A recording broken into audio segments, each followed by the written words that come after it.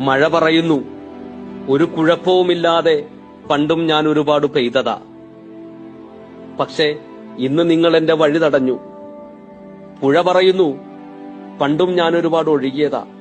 പക്ഷേ ഇന്ന് നിങ്ങൾ എന്റെ നെഞ്ചു തകർത്തെന്റെ കരകൾ കയ്യേറി.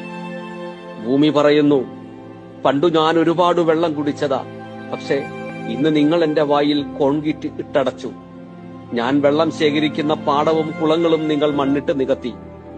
മല പറയുന്നു, പണ്ട് ഞാൻ പേമാരിയിൽ അനങ്ങാതെ ഉറച്ചു നിന്നതാ. പക്ഷേ ഇന്ന് നിങ്ങൾ എന്റെ കാലുകൾ മുറിച്ചെടുത്തു. അതുകൊണ്ടാണ് എനിക്ക് പിടിച്ചു നിൽക്കാൻ കഴിയാതെ ഉരുൾപൊട്ടലിൽ വീഴുന്നത്.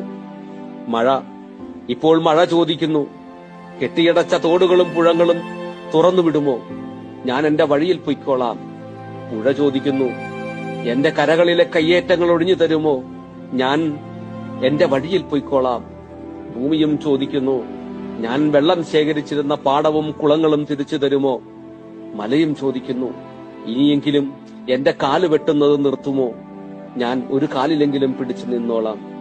നമ്മൾ മനുഷ്യർ പ്രകൃതിയുടെ ഉടമകളല്ല, കാവൽക്കാർ മാത്രമാണെന്ന് തിരിച്ചറിയുക.